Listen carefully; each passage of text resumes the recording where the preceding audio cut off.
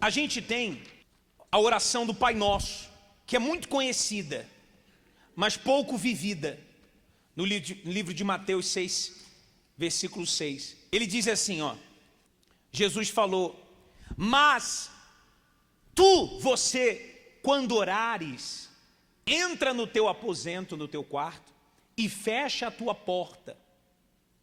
Ora a teu Pai que está em secreto, e teu Pai, atenção para essa palavra Pai, que está em secreto, vê em secreto, te recompensará publicamente. O que eu entendo com isso aqui? Bem simples.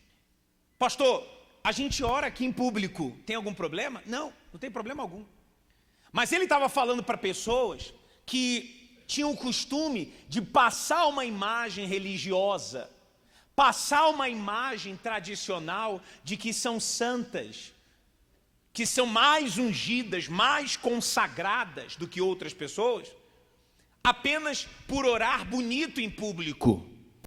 E às vezes a pessoa vem na igreja, naquela época era assim, mas às vezes a pessoa vem na igreja e ela fica constrangida até para orar, porque ela pensa assim: meu Deus, eu não oro como o pastor ora. Poxa, eu não oro como os pastores oram. Eu não oro como os obreiros oram. Eu não sei orar. E ela fica achando que é porque se falar palavras muito bonitas é a forma de chegar até Deus. Mas a Bíblia fala que Deus vê o interior, o coração. Claro que Deus ouve as palavras. Mas se você não sabe falar de uma forma bonita, ou não sabe colocar bem as palavras, Deus está vendo você se comunicar com Ele. Esse é o princípio da oração. E ao longo do tempo você vai aprender. Na verdade, ninguém sabe orar. A gente aprende com os salmos. Os salmos são orações. Jesus, sabendo disso, os discípulos anteriormente, nos versículos anteriores, você pode ver depois em casa, perguntaram: Senhor, nos ensina a orar. Então Jesus veio e começou a falar essas coisas sobre a oração. Existe a oração pública, vamos dizer assim, que eu faço por você na reunião. Eu intercedo a Deus por você, no meu caso. Mas existe aquela oração que ele fala dentro do quarto, no aposento, aonde ninguém está vendo.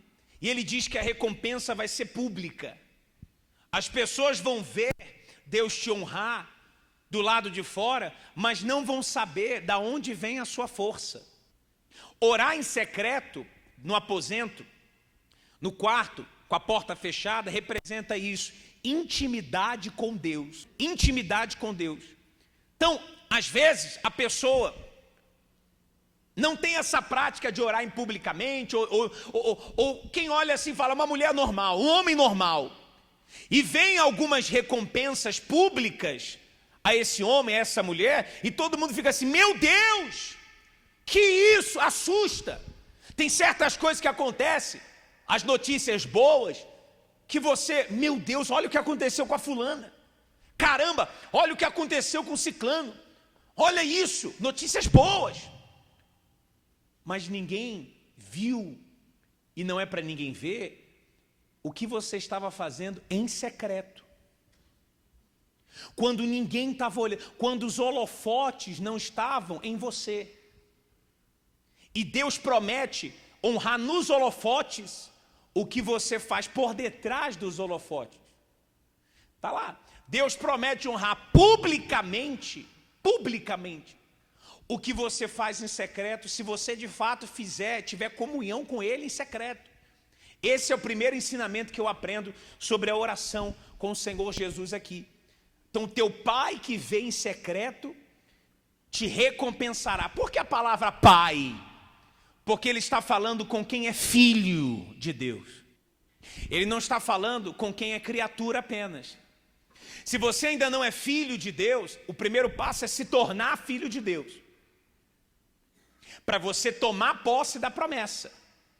Mas se você não é filho de Deus, essa promessa não é para você. Se você não é filho de Deus de fato, não vive a fé com o Senhor Jesus, essa palavra não é para você. Não tome posse do que não é seu. Então, às vezes a pessoa pega um versículo isolado da Bíblia, ela pega a Bíblia, pega um versículo, e os versículos mais famosos, da Bíblia, o Senhor é meu pastor e nada me faltará. O que habita nos esconderijos do Altíssimo, a sombra do Onipotente descansará. Tudo posso naquele que me fortalece. Caia 1.000 ao teu lado, 10.000 à tua direita, não serás atingido.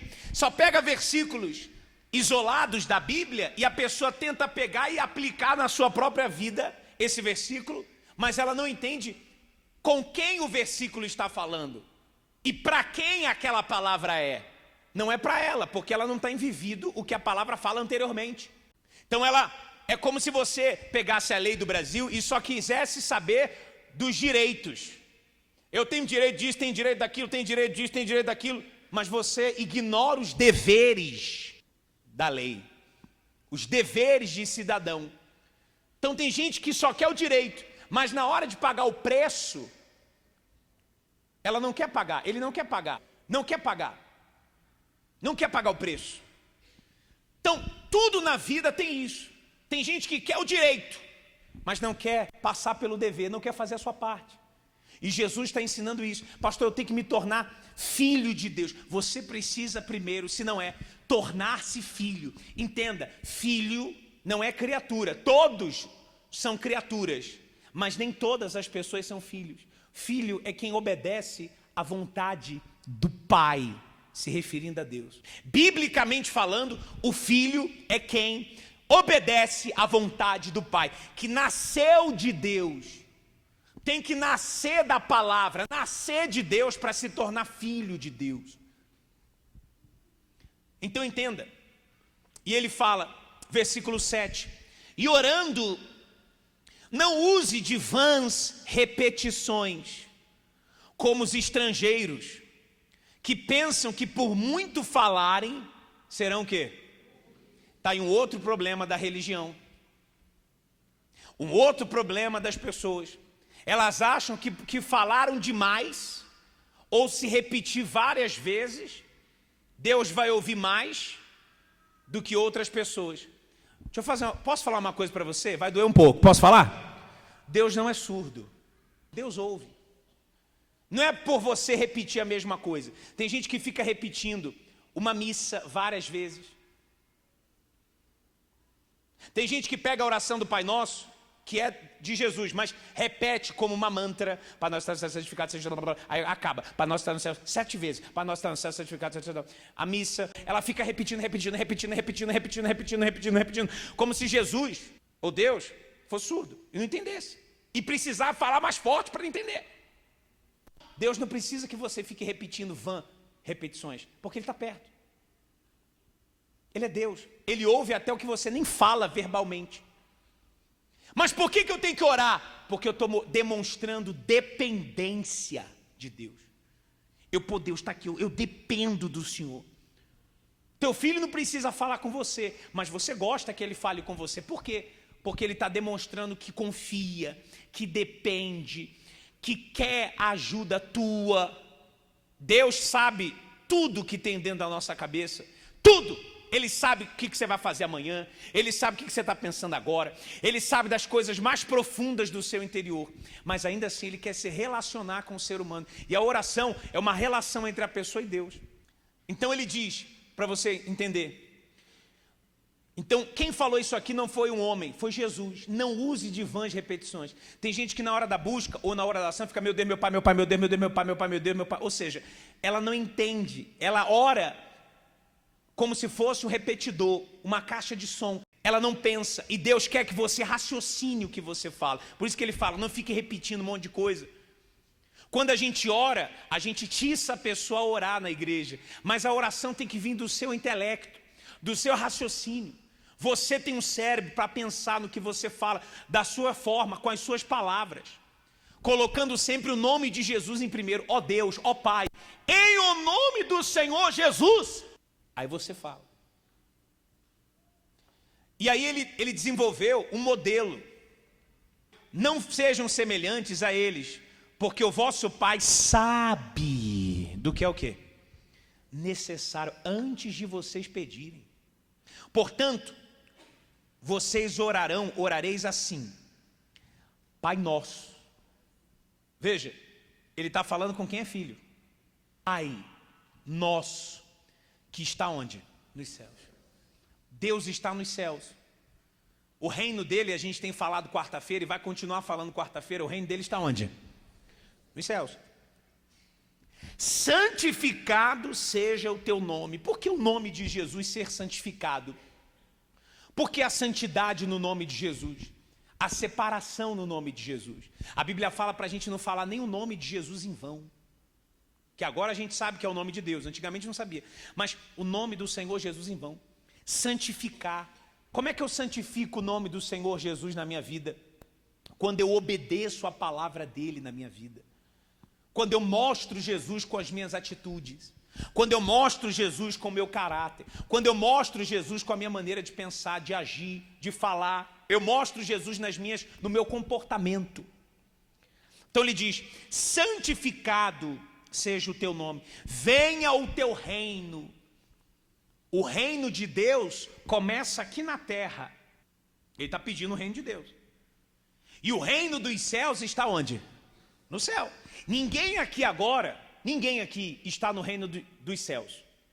Se você estiver no reino dos céus agora, você não estaria aqui agora vivo, respirando. Então você entra no reino de Deus, e se você morrer no reino de Deus, você vai ser levado pelos anjos ou por Deus, para onde? Para o reino dos céus. A igreja fisicamente representa a porta do reino de Deus, que vai te levar ao reino dos céus. Ele está no céu, mas há uma palavra também que diz que ele habita no alto e santo lugar em Isaías, mas também habita com contrito, pelo Espírito Santo. Quem domina hoje aqui, que é Deus, mas quem domina hoje aqui, com o nome, para você entender, é o Espírito Santo. Jesus veio fisicamente, morreu, subiu e enviou o Espírito Santo. Deus vê através do Espírito Santo. Deus opera através do Espírito Santo. O nome de Jesus é usado e o Espírito Santo vai lá e faz o trabalho. Porque ele é o próprio Deus também. São os três que se formam em um. Pastor, eu nunca entendi isso. Então você vai entender agora. Se você for lá na tua geladeira, se você não tem, você vai em alguém que tem. Você congela a água. Coloca a água, congela lá no molde do gelo e deixa lá 2 horas. Vai lá, você vai ter gelo. Se você quiser, pega, vai lá no micro-ondas, coloca num copo, bota o gelo lá, esquenta, vai virar líquido. E se você quiser ir além, bota lá no fogo a água e liga e deixa lá 20 minutos, vai evaporar tudo. Então são 3 estados da água, o gasoso, o vapor, o líquido e o sólido. Os 3 são água? Os 3 têm a mesma composição, H2O? Aula de química, hein? Ou difícil, sei lá. É Deus, como se fosse Deus, exemplo. Como se Deus tivesse a mesma essência, mas se manifestava e se manifesta de formas diferentes. Mas ele continua sendo o mesmo Deus. No passado ele se manifestou de uma forma. Depois ele incorporou Jesus. E agora ele é como se fosse gasoso, vamos dizer assim, o Espírito Santo. O Espírito de Deus. Só que Jesus vai voltar e vai levar o Espírito Santo e a igreja. E quem ficar vai passar uma luta. Mas voltando aqui, ele diz, aí ele fala assim, ó, seja feita a tua vontade, assim na terra, como onde? Ou seja, no céu. Por que o céu vai ser maravilhoso? Porque no céu só tem uma vontade que é feita. Aqui é a vontade de um monte de gente, sim ou não? A vontade do governante, a tua vontade, a minha vontade, a vontade do marido, da esposa, a vontade do cachorro, é a vontade, tudo. No céu é a vontade plena de Deus que manda. Por isso que há paz. Por isso que não tem demônio, por isso que não tem nada. Tem nada de errado no céu. Por que tem nada de errado? Porque lá só tem o quê? A vontade de Deus. Se você quiser que Deus abençoe a sua vida mesmo, pastor, eu quero viver uma vida plena com Deus. Faça a vontade de Deus prevalecer na sua vida. Aqui, como ele pede na oração do Pai Nosso. Assim na terra como no céu. No céu, a vontade de Deus é absoluta. Mas na terra, até então, não é. Mas quando eu, ouça que coisa forte, faço a vontade de Deus prevalecer na minha vida, é como o céu descendo na minha vida. Então eu desfruto, ainda aqui na terra, de alguma coisa já inicial, que há onde? No céu. Se no céu há paz, eu começo a desfrutar na minha vida um pouquinho já do quê? Da paz que há onde? No céu. Da satisfação que há no céu. Da glória que há no céu. É pouco, mas isso na minha vida já começa a fazer efeito, porque eu pego a vontade de Deus e começo a aplicá-la na minha vida espiritual, no meu casamento, na minha vida econômica, em todas as áreas da minha vida, eu começo a aplicar. Então Deus começa a ser Senhor já aqui. Eu entro no reino de Deus, é espiritual isso. Eu entro no reino de Deus e eu subo quando morro aos céus. E um detalhe, você vai morrer, você não vai viver a vida toda. Você vai morrer. Pastor, estou com dor aqui, Deus não me curou até hoje. Pode ser que Deus não te cure, pode ser que Deus te cure, mas você vai morrer, Deus te curando ou não. Que isso, pastor? Estou ouvindo que Deus vai morrer. Não associa a morte física com o mal. Desassocia a morte com o diabo. Tem gente que associa a morte com o diabo, como se alguém morresse foi o diabo que matou. Não. A pessoa vai morrer. Ou tu vai ficar vivo. Tu pode ter uma saúde, pode comer tudo natural. Ainda assim você vai morrer. Então, o problema não é morrer. O problema é morrer sem Jesus.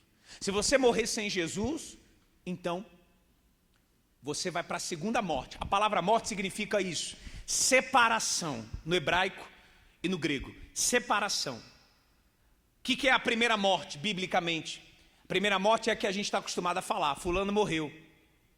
Ou seja, a alma e o espírito foi separado do corpo. Cai no chão e já foi. A segunda morte é a separação da alma da pessoa e de Deus para sempre. Jesus falou que aquele que crê nele, ainda que morra, se referindo à primeira, viverá. Não vai passar pela segunda. E no Apocalipse ele fala assim, a essas pessoas que não querem seguir a palavra de Deus, sofrerão o dano da segunda morte. O que seria essa segunda morte? A separação da alma dessas pessoas e de Deus. Nunca mais essas pessoas vão ver Deus. Em contraste, vão ver quem? O mal. Entendeu, sim ou não? Então, essa oração do Pai Nosso, ela não é uma mantra apenas. A gente pode orá-la, mas a gente tem que pegar o modelo dela e aplicar também.